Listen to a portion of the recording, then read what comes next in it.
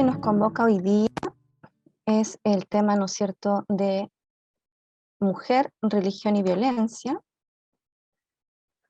y que en realidad lo que pretende hacer es una reflexión en torno a la relación que hay entre la violencia hacia la mujer y la religión.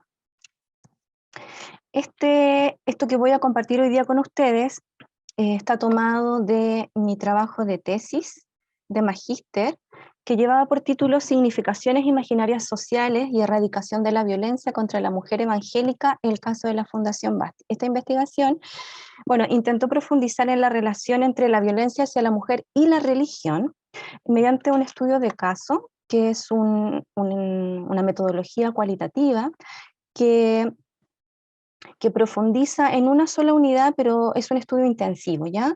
Y se focalizó en las construcciones de significación imaginarias de una fundación de origen evangélica, de tradición pentecostal, denominada Fundación Basti. Algunas de ustedes la han escuchado, de hecho nosotros la hemos tenido como invitadas en nuestra iglesia también, y esta fundación se dedica a luchar contra la violencia hacia la mujer perteneciente a contextos eclesiásticos.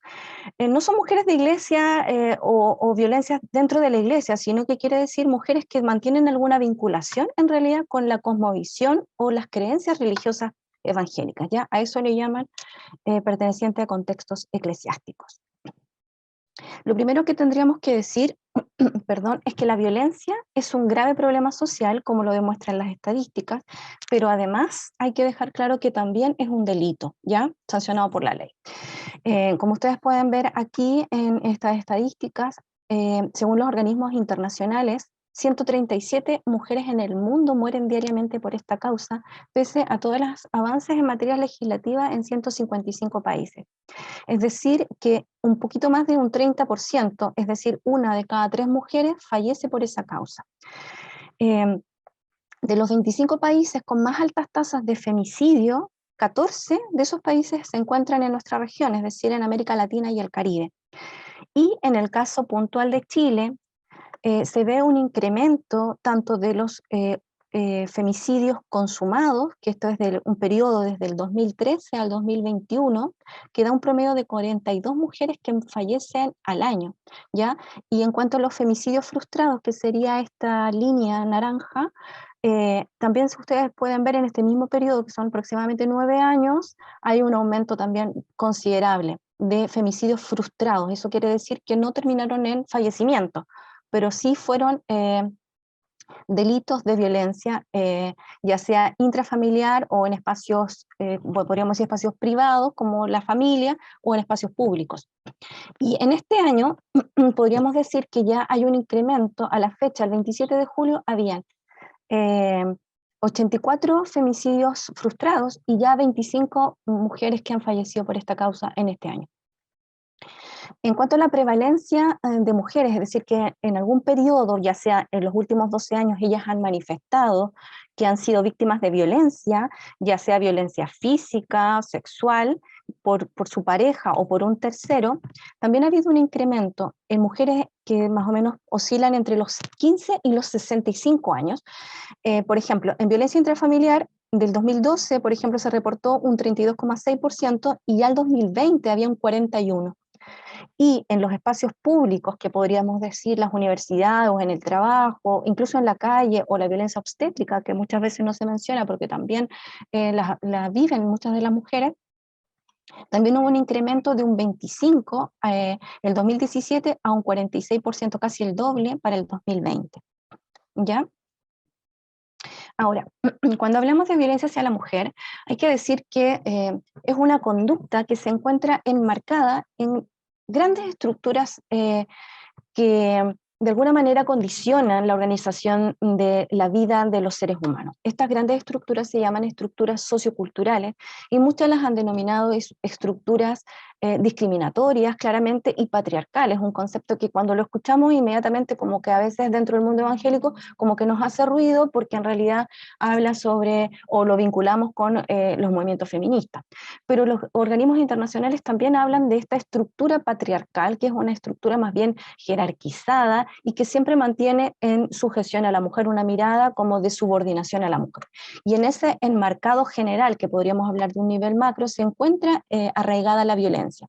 Ahora, si bien este es un marco general de significación que condiciona a los sujetos, no está dado, ya no es algo que no se pueda modificar. Al contrario, esta gran estructura que nosotros podríamos diseñar como con este modelo acá, se configura o reconfigura a nivel micro, es decir, a partir de las prácticas y de las relaciones intersubjetivas de las diferentes personas, ya en sus relaciones cotidianas de los diferentes grupos, y entre esos también nosotros podemos ubicar, a ver, voy a usar este puntero, a los grupos religiosos. Ya la iglesia, como comunidad de fe, es uno de los grupos religiosos que conforman la sociedad. Ahora, cuando hablamos de grandes estructuras de significación, hablamos de construcciones de significación. Y es aquí donde yo tomé un concepto que se denomina significaciones imaginarias sociales. Es una noción desarrollada por un filósofo, por Cornelius Castoriadis, que después fue tomado como herramienta para analizar también los procesos sociales desde la sociología, por sociólogos chilenos como Manuel Antonio Baeza, por ejemplo. Este término muestra cómo las construcciones de significación de alguna manera se expresan a través de las creencias y de las tradiciones de estos diferentes grupos, como dijimos, de los grupos religiosos. Y estas construcciones de significación son construcciones que se denominan sociohistóricas. ¿Qué quiere decir esto? Que no son un reflejo o un calco de la realidad, sino que se hacen presentes, se presentifican en lo social instituido, es decir, en las instituciones, la familia o las instituciones como el Estado, las iglesias, en estas instituciones y en sus relaciones también, como por ejemplo las relaciones de género, que son las que muchas veces atraviesan esta situación que nosotros denominamos violencia de género. ¿Ya?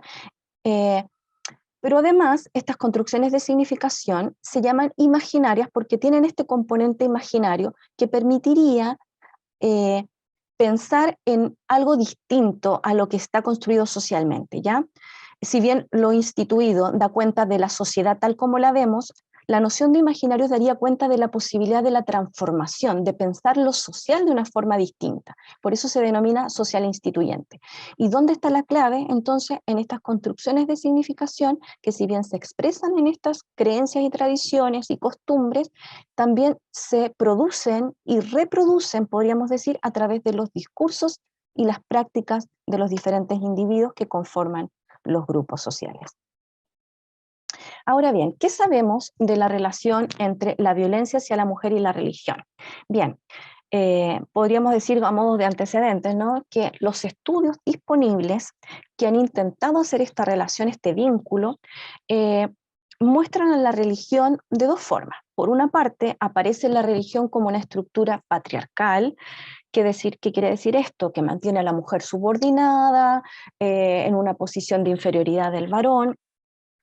Y esta mirada, por lo general, surge de agrupaciones de mujeres o grupos feministas, ¿ya? Y mantienen una tensa relación con los grupos religiosos precisamente por esta noción de género que muchas veces es cuestionada, ¿no? Para algunos podría ser una construcción social, una construcción simbólica de lo que se espera que cada individuo haga según su eh, sexo, ¿ya? Y para otros sería algo que está dado ya sea por naturaleza o por designio divino. También aparece la religión en estos estudios desde las ciencias sociales, que hay que decir desde ya que son escasos los estudios, como esta institución que tiene un potencial importante para transmitir significados y discursos que podrían traer esperanza en medio del sufrimiento de las mujeres que sí sufren violencia.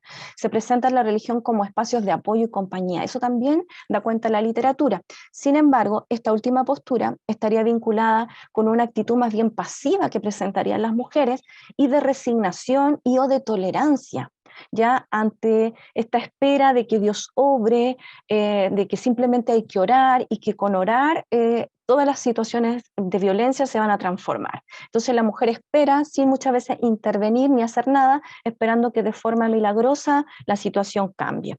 Y eso estaría vinculado directamente entonces con la permanencia de las mujeres que evidencian situaciones de violencia. Ahora, ¿Qué sabemos además de esta relación entre violencia hacia la mujer y la religión? Bueno, sabemos que el mundo evangélico desde las ciencias sociales ha sido ampliamente estudiado, y precisamente el mundo evangélico pentecostal. No sé si ustedes saben, pero el mundo pentecostal es el grupo mayoritario dentro del mundo evangélico, que alcanza aproximadamente un 70%, al menos eso eran los registros hasta el 2009, ¿ya? Y es lo que más ha estudiado las ciencias sociales, y a partir de esos estudios muchas iglesias también son analizadas a partir de estas construcciones. ¿Qué se sabe de ellos? Bueno, que el mundo evangélico ha tenido una transformación en los últimos años que ha provocado en el cristiano, la cristiana, un cambio de mentalidad, que le ha permitido relacionarse tanto con lo político y con lo social de una forma más distinta y directa. Y eso lo hemos visto, y ustedes lo han visto, ¿no? También en este proceso constituyente, en estos últimos procesos del estallido social, también donde las iglesias o cristianos han tenido intervenciones mucho más activas, ¿no? ¿Y eso qué se debe? A un mayor aumento de los cristianos evangélicos al mundo de la educación superior, a que han tenido mayores accesos a otras herramientas, y que sin dejar muchas veces su fe han tenido este nuevo cambio y un compromiso mucho más activo en lo que es el mundo de la realidad social. Pero también ha generado un choque generacional entre muchos de los jóvenes que han tenido este acceso a la educación y sus líderes que no han tenido acceso a educación y que se han quedado desactualizados muchas veces, incluso a nivel teológico, ya generando muchas veces la migración de estos jóvenes en otras iglesias o a otros espacios que ellos mismos han creado para dar cuenta de su compromiso y su nueva forma de relacionarse con Dios, ¿ya? Entonces ha modificado las formas de expresión religiosa.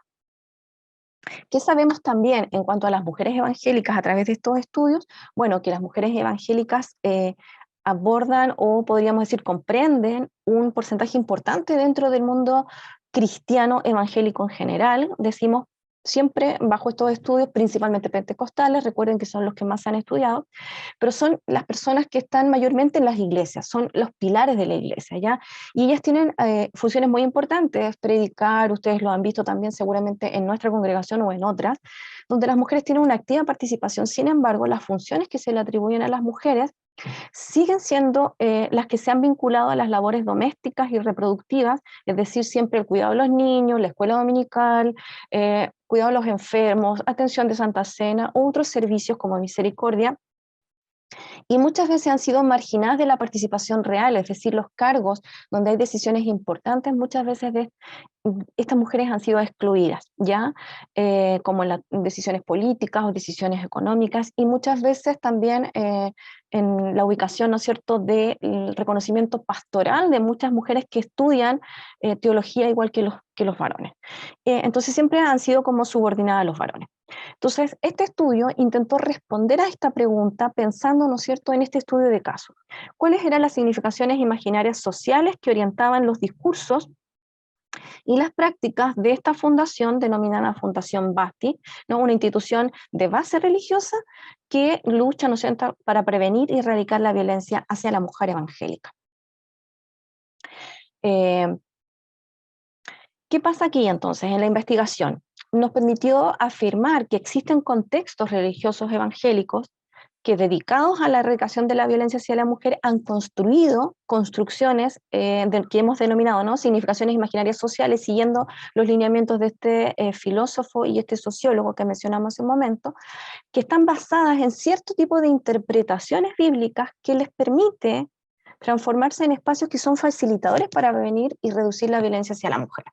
Este tipo de interpretaciones surgen desde perspectivas que han incorporado nuevas disciplinas, es decir, perspectivas que se denominan sociohistóricas, perspectivas de género e incluso perspectivas feministas, ¿ya?, que, vinculadas a los roles de género, entran en tensión con las perspectivas tradicionales evangélicas.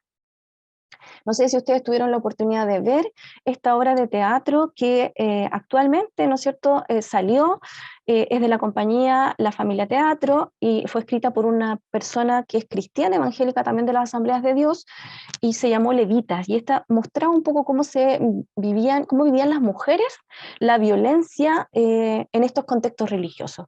Si no la pudieron ver y si más adelante se da la oportunidad, les animo a que las vean porque habla sobre este tema y cómo también desde afuera nos miran al mundo evangélico. ¿Pero qué entendemos por violencia? Podríamos decir que si bien hay una definición clara, nosotros podemos buscar por internet o definiciones de convenciones, y hay una definición clara, existen definiciones claras. Lo complejo siempre de la violencia hacia la mujer o en otros contextos, por ejemplo, discriminación a las personas en situación de discapacidad o a las situaciones como de adulto mayor, por ejemplo, también hay personas que sufren discriminación por edadismo, ¿no?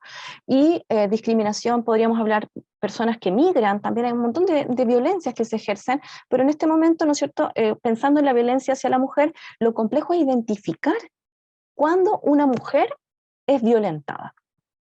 Por ejemplo, Chile adhiere a la definición de la Convención de Belém de Pará, que se estableció en 1994 en Brasil, que plantea que se va a entender por violencia, la violencia contra la mujer dice cualquier acción o conducta basada en su género que cause la muerte, daño o sufrimiento, ya sea físico, sexual o psicológico a la mujer, tanto en el ámbito público como en el privado, ¿ya? La definición, como dijimos, no causa confusión, señala dónde y qué se va a entender, ya sea, ¿no es cierto? No solo es lo físico, que por lo general nosotros hablamos de violencia física y nos imaginamos al tiro que son golpes, que alguien estuvo de esa forma violentada, pero la violencia también es psicológica, también es sexual, también es económica, también puede ser simbólica, ya como lo vamos a ver más adelante. Como digo, el problema está en esta identificación. Entonces, por ejemplo, para pensar en esto, hay otra definición que propone Jimena Díaz-Ver, que es desde la psicología, y ella dice, por ejemplo, que podríamos entender que se está en una situación de violencia, dice, cuando uno o varios individuos perciben persistentemente, ya, o sea, no una vez, sino persistentemente en un periodo de tiempo, que reciben acciones negativas de una o varias personas en una situación donde él o la, o sea, puede ser hombre o mujer, ¿no? Este sujeto acosado tiene dificultades para defenderse contra esas acciones. Y aquí es súper importante porque está planteando esta asimetría de poder entre el que ejerce estas acciones que son violentas y que causan, ¿no es cierto?, dificultad para defenderse al violentado, podríamos decir, en este periodo de tiempo, ¿no? También muestra que se prolonga en el tiempo. Ahora, ¿por qué es importante identificar las situaciones de violencia? Porque si no se identifican, es imposible cortar con lo que se ha denominado círculo de la violencia. El círculo de la violencia es una teoría que alrededor de 1970, una psicóloga denominada Leonore Walker, ella planteó que dentro de las relaciones de pareja existe este círculo. ¿En qué consiste? En un periodo de tensión donde hay una escalada gradual, ¿no? Se empieza a incrementarse, ¿no es cierto?, esta violencia de parte, aquí dice del hombre, pero puede ser hombre o mujer. Pensamos generalmente en hombre porque mayoritariamente la violencia hacia la mujer es ejercida por varones, pero también hay que decir que las mujeres también son ejercedoras de violencia, ya sea entre las mismas mujeres o hacia varones, ¿ya? Pero bueno, pensando en el círculo de la violencia, esta tensión empieza a incrementarse, entonces aparecen estas discusiones donde aparece en primer lugar una violencia verbal y después estos ademanes, o podríamos decir estos gestos que como que señalan que va a haber una agresión, quizás, ¿no es cierto?, mayor, física, por ejemplo. Entonces, este acercamiento, este como encararte, como intimidarte, estos ademanes, es como que empieza a incrementarse. Después viene el periodo de la violencia, donde realmente se estalla y se ejerce ya sea insultos, golpes, zamarreos, incluso la violencia sexual, ¿ya? Y es ahí donde, después de haber ejercido esta violencia hacia la mujer, donde la mujer se da cuenta y muchas veces pide ayuda, llama por teléfono o le cuenta a alguien después lo que le pasó. Después viene un periodo de calma que se ha denominado luna de miel, donde aparece el arrepentimiento, pero no es un arrepentimiento genuino del agresor, sino más bien es como una especie de manipulación, donde él se siente como culpable, donde promete que nunca más lo va a volver a hacer, sin embargo, eso vuelve a ocurrir. Por eso que es un círculo, porque no se corta. Cuando la mujer logra identificar que hay situaciones que la hacen sentirse violentada, ¿qué tendría que hacer? Tendría que encarar a su agresor y decirle, me hace sentir mal, esto me humilla, me ofende, no lo vuelvas a hacer más. Si la persona se equivocó, y realmente hay un arrepentimiento genuino y ama a esa persona, pensando en el texto, ¿no? O la canción que cantábamos también con Oded, ¿no? El amor no es que todo lo soporte, sino que el amor busca el no dañar a nadie. Entonces, esa conversación debiera ser vital para romper el círculo de violencia. Pero si no sirve, si yo no soy capaz de verbalizar que me hacen daño, es porque ya estoy metida en un círculo de violencia. Lo que debiéramos hacer como mujeres es expresar nuestro desagrado, que esas acciones son negativas, que nos hacen tener dificultad para defendernos, que nos incomoda, que nos sentimos heridas, que nos dañan. Si el agresor se arrepiente y no lo vuelve a hacer más, habríamos solucionado, ¿no? Por medio de la comunicación, que sería como la clave. Pero si no, este círculo se va a volver a generar y la violencia puede incrementarse y en algunos casos desaparece este espacio de luna de miel y solo se transforma en más tensión y más agresión. Ahora, ¿qué espacios han generado con estas nuevas construcciones, espacios seguros para prevenir y erradicar la violencia? Yo creo que hay muchos. Por ejemplo, hay una fundación que se llama Fundación Bethesda, que es de origen bautista. También existe el colectivo Sin Carteras, que es una agrupación de mujeres creyentes también que nace en Quilicura. Existe también, por ejemplo, Fundación Basti, de la que les quiero hablar hoy día, y seguramente existen otros espacios que ustedes deben conocer que intentan frenar la violencia hacia las mujeres. Tal vez usted está pensando en su propia comunidad de fe, Dios quiera que así sea, donde, o su propio hogar, donde como hogar cristiano también hay otros valores que buscan el respeto mutuo y la co-construcción de la familia y la corresponsabilidad en las labores de la casa, o el criar a los hijos, o la construcción, ¿no es cierto?, de nuestras comunidades de fe. Entonces, como digo, mi intención es hoy día compartir parte de mi investigación con respecto a este vínculo de la violencia hacia la mujer y la religión.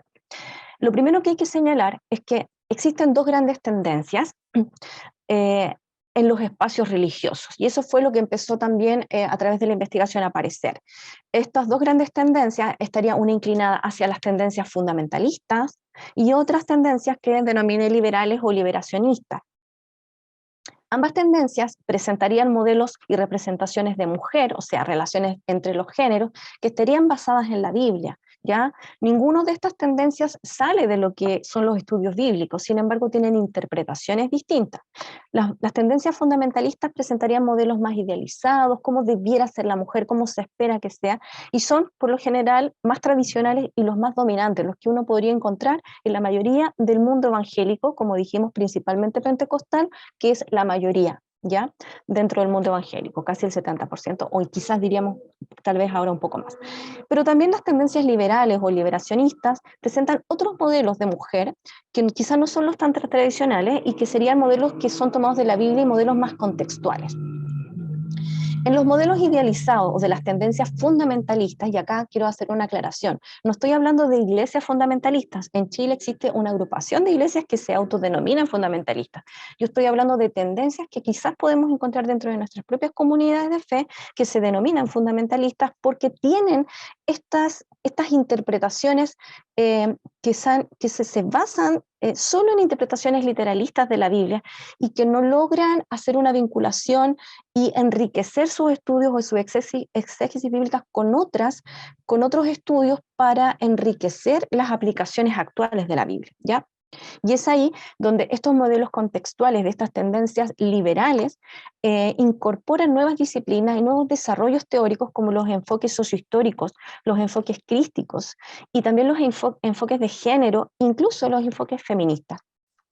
Y es ahí donde empiezan a aparecer las teologías desarrolladas por teólogos latinoamericanos y también teologías feministas, ¿ya? Que lamentablemente en muchas de nuestras congregaciones estos desarrollos de estas teólogas feministas son desconocidos, incluso se miran con desconfianza y a veces con rechazo por no conocer también el desarrollo. Ellos tienen una larga trayectoria, desde 1960, 1970, la teología feminista comenzó a trabajar arduamente, lo mismo también como las teologías latinoamericanas, desde que empezó a llegar el Evangelio a América Latina. Entonces, Fundación Basti, que estaría inclinada a estas tendencias más bien liberales o liberacionistas, intenta generar un espacio religioso donde se puedan desmontar creencias erradas sobre Dios, la mujer y la sexualidad, generadas producto de interpretaciones que han mantenido subordinadas y oprimidas a las mujeres evangélicas, propiciando escenarios de violencia. Esta fundación busca romper con lo que se ha denominado una teología del silencio, ¿ya? Y que daría cuenta de esta capacidad de estos sujetos autónomos, son sujetos críticos, creyentes, ¿no? Que buscan la transformación de su entorno, de su comunidad de fe, pero a la vez de la sociedad. ¿Qué interpretaciones entonces podríamos decir que aparecen en esta investigación y que probablemente puedan aparecer en otros espacios similares como Fundación Basti, que también ha incorporado estos enfoques sociohistóricos, críticos, de género y feministas? Bueno, las representaciones que Fundación Basti ha tratado de construir se contradicen con las que traen las pacientes de la Fundación. La Fundación atiende pacientes que vienen principalmente del mundo pentecostal, pero también atiende a pacientes de nuestra iglesia, de otras iglesias históricas como luteranas o de otras comunidades de fe. Y estas representaciones que traen las mujeres evangélicas que se atienden ahí, principalmente presentan esta imagen de mujer.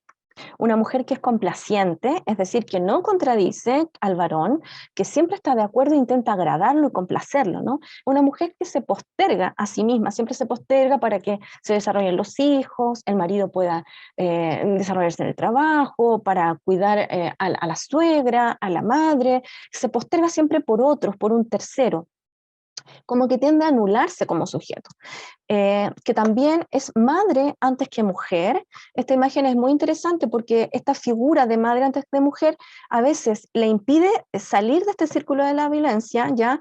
Porque necesita que sus hijos se eduquen, porque no puede criarlos solo, entonces aguanta para que los hijos no sufran, pero a veces también la impulsa a la mujer evangélica, sobre todo a la más joven, a pedir ayuda, porque los niños quedan entre medio de estas situaciones de violencia y esa madre empieza a ver que están sufriendo sus hijos. Entonces, la mujer es madre antes que mujer, entonces ella sale de ese círculo y busca ayuda. También aparece una mujer que es muy, muy servicial, servicial en el hogar, siempre atendiendo, y también es servicial en la iglesia, ¿ya? Y esto es interesante, recuerden que la figura de la mujer dentro de la iglesia como que pareciera prolongar esta imagen de sus actividades del hogar también en la iglesia. Entonces es una mujer muy servicial, pero también lo que apareció en la investigación que es interesante es que la mujer evangélica habita un cuerpo que parece que le fuera desconocido y que es regulado por otros. ¿Qué quiere decir esto? Nunca hablamos de nuestro cuerpo, de lo que nos produce placer, porque la noción de placer es prohibida casi. Hablar mucho del cuerpo femenino es a veces un tabú, desconocemos nuestras partes íntimas y también es regulado por otros. Cómo se viste, cómo se sienta, qué ropa debe ponerse, un montón de cosas que parece que regula la comunidad de fe, regula la iglesia, el marido, pero no es regulado por ella misma, como que el cuerpo este no le pertenece. Entonces, estas mujeres llegan así, con una autoestima muy, muy destrozada, y lo que intentan estos espacios como Fundación Basti es construir nuevas representaciones de mujer, donde se pueda potenciar que la mujer es capaz de hacer cosas, que también ella puede ser lideresa, que puede ser protagonista de su propia historia, construir su propio futuro, ¿ya? Que puede ser feliz, que debe ser feliz, que tiene un propósito en la vida, para eso fue creada, ¿no? Que puede tener una voz y una opinión que sea distinta a la del marido, que sea distinta a la de los hijos, incluso que sea distinta a la de sus líderes religiosos, a su pastor, puede pensar distinto, porque ella es un sujeto distinto, entonces tiene opinión, puede darla, aunque al resto no le guste, con respeto, obviamente, que es compañera, no solo es el complemento del hombre, sino que es compañera, que pueden co-construir su futuro, su familia, la iglesia, que es libre, o sea, se puede expresar con espontaneidad, y que es plena y que es realizada, ya que se puede realizar. Esto es importante porque muchas veces la mujer siempre está coartada en esta libertad, que no diga, que no opine, porque para no causar vergüenza, para que el marido no se incomode, mejor calladita, eres más bonita. Entonces, la mujer es libre ya de poder decir y expresarse. Ahora, estas imágenes de mujer siempre parecieran estar ligadas a una imagen que se ha instalado sobre Dios. Siempre hay que decir que son imágenes parcializadas. Una imagen que se ve a un Dios, las pacientes, ¿no? A las pacientes que llegan a esta fundación, un Dios que pareciera que es hombre, por lo tanto es un Dios que parece que tiene favoritismos hacia este sexo masculino y que se presenta como un Dios castigador y autoritario, que está ahí y que ella sufre porque Dios quiere que así sea, porque Dios tiene un propósito, o porque la está castigando, porque ella se casó con alguien inconverso, entonces este Dios que está ahí siempre enjuiciándola. Lo que intentan entonces estos espacios es mostrar otros atributos de Dios que muchas veces se han vinculado a atributos femeninos, a un Dios que acoge, que cobija, un Dios que comprende la naturaleza humana, que acoge, que acepta como es, que comprende que el individuo muchas veces va a fallar por esta naturaleza y es ahí donde Dios sostiene, y que no tendría favoritismo porque no sería un Dios sexualizado, no es ni hombre ni mujer, es Dios, Dios de hombres y de mujeres. Ahora, en cuanto a tipos de violencia más presentes dentro del mundo evangélico o de las pacientes que atiende esta fundación, podríamos decir que se dan todos los tipos de violencias que se dan en los otros ámbitos. Es decir, que no existe diferencia, pero lo que sí llama la atención es que existe una violencia que se denomina violencia simbólica, y esta violencia simbólica articularía o daría soporte dentro de los contextos religiosos a las demás violencias, que sería, por ejemplo, la violencia psicológica es lo que hemos dicho, ¿no? Descalificaciones, malos tratos, palabras ofensivas que fomentan la baja autoestima, que van minando la identidad de las mujeres. También, por ejemplo, la violencia sexual apareció mucho dentro de las pacientes de Basti. Muchas de las mujeres no conocen el placer sexual. Mujeres que nunca han tenido un orgasmo en sus, supongamos, 50 años de matrimonio. Eso fue la experiencia de esta fundación, lo que ellos vieron. Las mujeres muchas veces tienen relaciones sexuales sin consentimiento, y algunas, como digo, no experimentan este placer sexual. Y sin duda, esa realidad no es solo la de las pacientes son las que piden ayuda, pero muchas de esas, esa es la realidad que viven muchas mujeres evangélicas. También hay violencia física, ya dentro del mundo evangélico. Hay violencia económica. Esta violencia económica es esta retención del dinero. Recuerden que muchas de las mujeres dependen de los maridos porque es el único que ha podido desarrollarse en el ámbito laboral. Las otras se han dedicado, las mujeres, a crianza de los hijos, a mantener el hogar, entonces no tienen un ingreso propio. Y muchas veces existe esa violencia, o sea, esa retención del dinero para que la mujer haga lo que el hombre quiere hacer, para no tener problemas. Y esta violencia se da más en mujeres mayores, porque no tienen otra forma de hacerlo. Y también la violencia vicaria. La violencia vicaria también está muy presente, y ahí se usaría también la instrumentalización de los hijos para ejercer violencias contra las mujeres. Y esto es más frecuente en mujeres jóvenes, ¿ya? Y es ahí donde la mujer se ve en esa disyuntiva. Cuando dicen no quiero que mis hijos más estén en medio de estas situaciones de violencia, tengo que salir de aquí, y eso las impulsa. Ahora, ¿qué vemos aquí con esta violencia simbólica? ¿Qué es la violencia simbólica? Es esa violencia que de alguna manera logra ser legitimada tanto por los violentados como por los que ejercen la violencia. Es una violencia que parece que es la correcta, o sea, es legítima. ¿Y por qué? Porque se articula de una manera que se hace creer que es así. Y, por ejemplo, esta violencia simbólica dentro del mundo evangélico se daría porque las relaciones de género, que son desiguales y que muchas veces eh, permiten estas situaciones de violencia, están sustentadas como establecidas por Dios. Dios quiere que seamos desiguales, Dios quiso que sea así, que yo mande y que tú obedezcas. Y eso generaría un tipo de violencia que, como digo, da sustento a las demás otras violencias. Y aquí aparece algo interesante, porque aparece la figura del líder espiritual o el pastor, que entregaría un discurso que sería poderoso. Este discurso poderoso que avalaría la violencia hacia la mujer y de alguna manera teniendo esta tendencia, ¿no? Más bien literalista, fundamentalista, donde no existe una noción de respeto mutuo entre hombres y mujeres, se ejercería también una violencia que se llama discursiva, según la han definido algunos teólogos como Adolfo Céspedes. Entonces, ¿cuándo la religión podría transformarse como en este factor de riesgo para la mujer? Podríamos decir que sería cuando, ¿no es cierto?, aparecen estas creencias que serían muy arraigadas, creencias religiosas muy arraigadas, como por ejemplo el matrimonio indisoluble, es decir, que tengo que aguantar todo en mi matrimonio porque el matrimonio es una unión ante Dios que no se puede romper, pese a lo que tenga que pasar. Incluso cuando está en riesgo la vida, ¿ya? Hay mujeres que creen que es así y que no pueden romperlo porque no quieren ofender a Dios, porque esa es la voluntad de Dios, que no deje al marido. Y cuando esa creencia está muy arraigada, muchas veces las mujeres en esas situaciones de violencia pierden la vida, porque el agresor no quiere cambiar y porque el agresor es violento.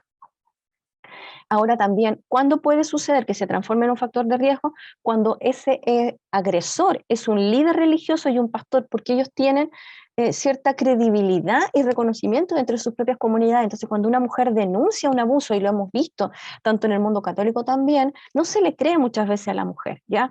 Y ahí es donde empezarían muchas veces los cuestionamientos, incluso hacia la misma mujer. Es que a lo mejor tú provocaste, es que a lo mejor tú te vestiste, tú insinuaste, no sé, ¿qué hiciste?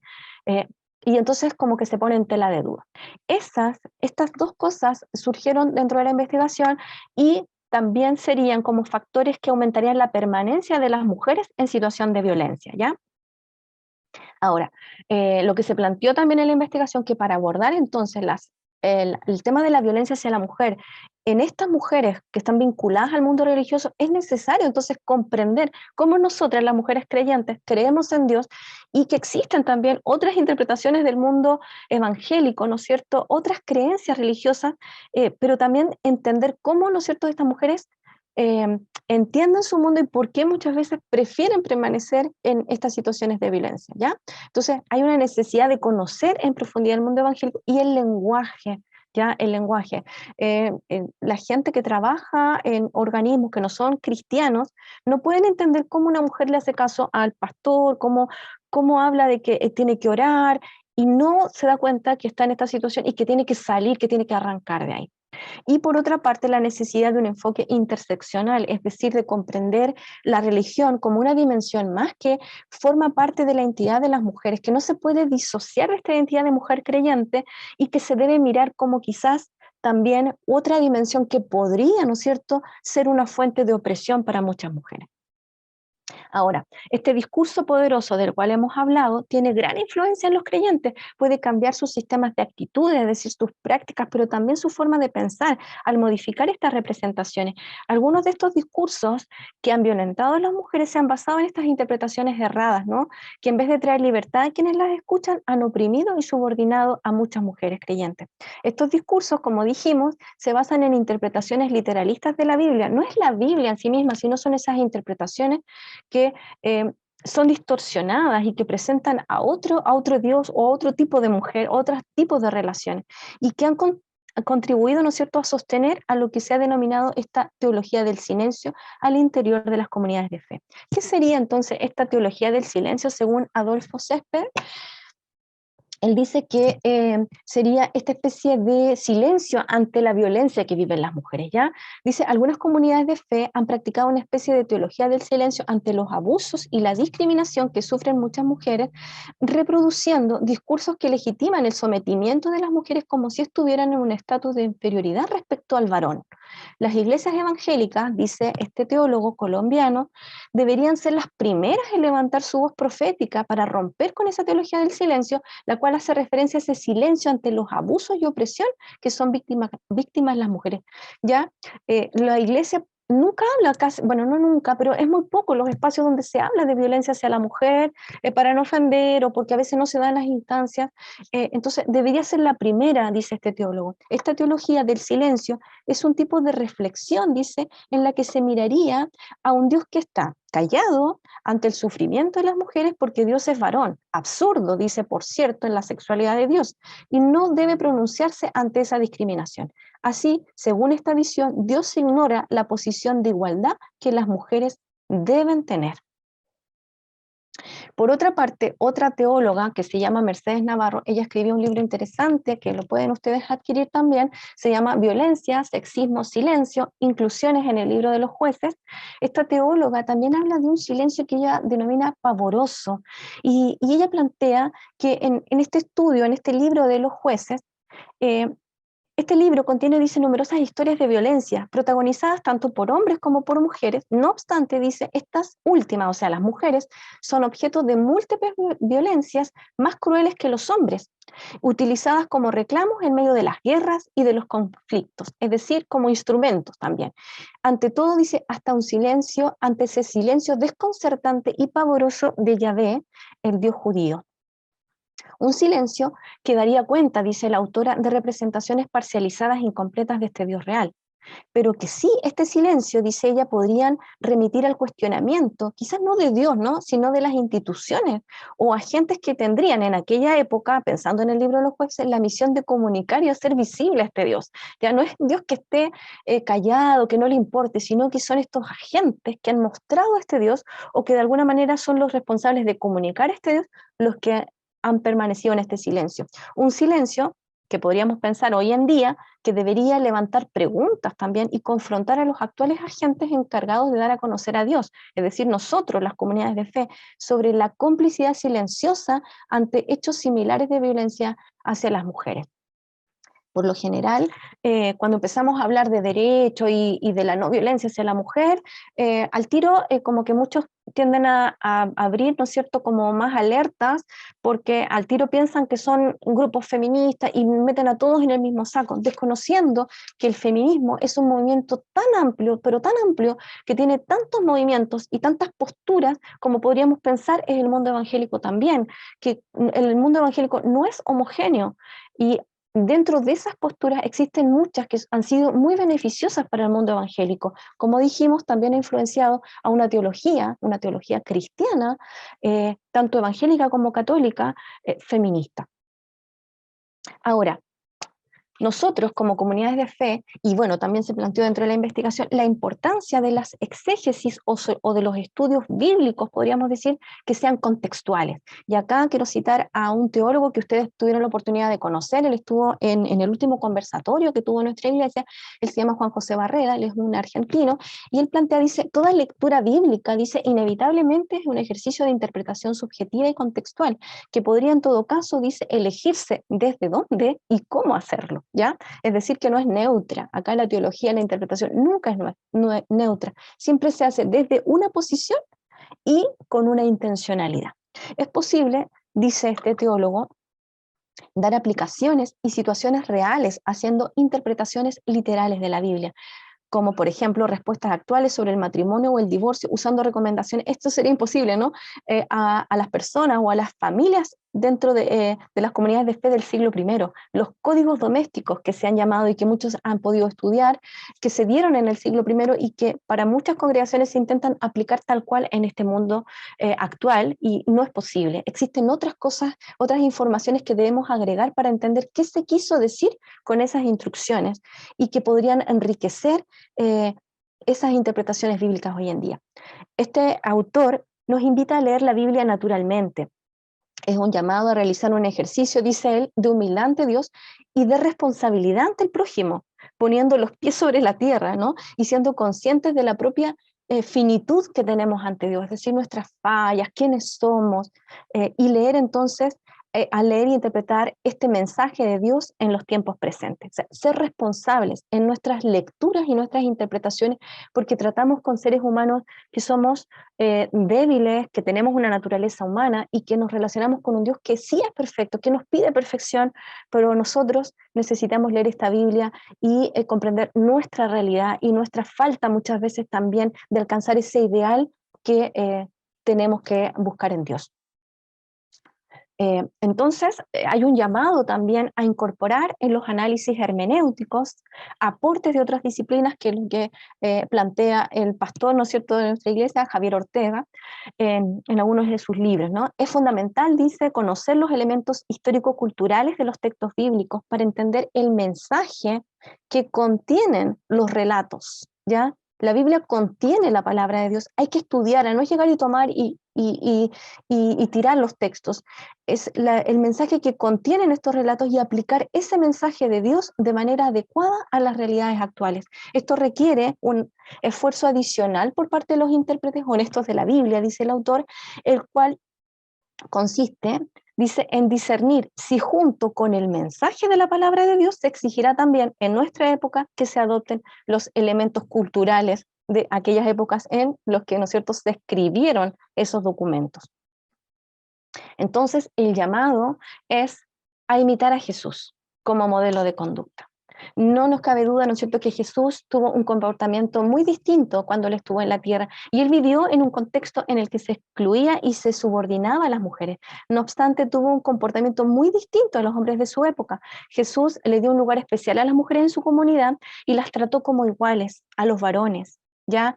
Rompió con las divisiones discriminatorias de la época e incluso incluyó, ¿no es cierto?, a las mujeres en el servicio del reino de Dios, y muchas de ellas le acompañaron en su ministerio. Ahí ustedes pueden recordar a la mujer samaritana con la que Jesús no debió hablar porque era mujer y era samaritana, y tenía una conducta, ¿no es cierto?, de vida quizás dudosa, pero Jesús se dio el tiempo y habló de ella, de temas teológicos importantes, como, ¿no es cierto?, el verdadero adorador, o María Magdalena, que fue la privilegiada de ver en primera instancia a Jesús resucitado y comunicar la realidad de Jesús, o las mujeres que podemos ver en todo el libro de Juan, cómo fueron incluidas desde el nacimiento hasta la crucifixión y después, ¿no es cierto?, la resurrección. Nunca abandonaron a Jesús, estuvieron en su ministerio y lo apoyaron. Jesús dejó ejemplo de las relaciones basadas en el respeto, en el reconocimiento del ser humano. Ya no hay una posición de subordinación de la mujer ni tampoco de superioridad. Ya aquí no hablamos de un embrismo, que muchas veces creen que por hablar de estas posiciones uno quiere que la mujer sea por sobre el hombre. No, de igualdad entre el hombre y la mujer, el reconocimiento que el ser humano es portador de la imagen de Dios. Entonces, ambos merecen ese respeto. El llamado no es a someterse solo la mujer sobre el varón. Efesios nos invita a someternos los unos a los otros en el temor de Dios, en ese respeto, porque todos somos criaturas de Dios y somos portadores de esta imagen. Y nuestro Señor es a Dios, a Él le debemos sujeción en todo sentido. Entonces, a modo de conclusión de lo que fue esta investigación, y también quiero concluir con ustedes en esta charla más o menos con estas mismas ideas, que las construcciones de significación imaginarias sociales, es decir, estas construcciones que entendemos, que dan sentido a nuestro mundo, esas significaciones que podemos construir tanto a nivel individual, pero de forma colectiva, ¿ya? Por eso son sociales, porque se comparten. Estas construcciones de significación imaginarias sociales tienen esta capacidad de transformación, recuerden, por este componente imaginario, pueden transformar lo social gracias a ese componente imaginario, pero requiere de sujetos autónomos. Los cambios no se dan solo por orar, requiere que nosotros seamos responsables y seamos sujetos críticos, que además de pensar otra forma de relacionarnos, pongamos en el ámbito de la práctica, nuestras relaciones del día a día, estas nuevas formas de pensar y de relacionarnos. Ya no solo que quede en la comprensión, sino en nuestras relaciones cotidianas, en nuestras relaciones intersubjetivas. Y además podemos concluir que en determinados contextos la religión puede, entonces sí, prolongar la permanencia de mujeres en situaciones de violencia y tornarse un factor de riesgo. ¿Cuáles son estos contextos? Estos contextos en los que se defienden posturas fundamentalistas, ¿ya? Estas posturas rígidas, literalistas. Por el contrario, espacios religiosos que incorporan en sus marcos de significación aportes de otras disciplinas y enfoques, como los que hemos dicho, ¿no?, sociohistóricos, de género, feministas, se presentan como espacios facilitadores para prevenir y reducir la violencia hacia la mujer evangélica.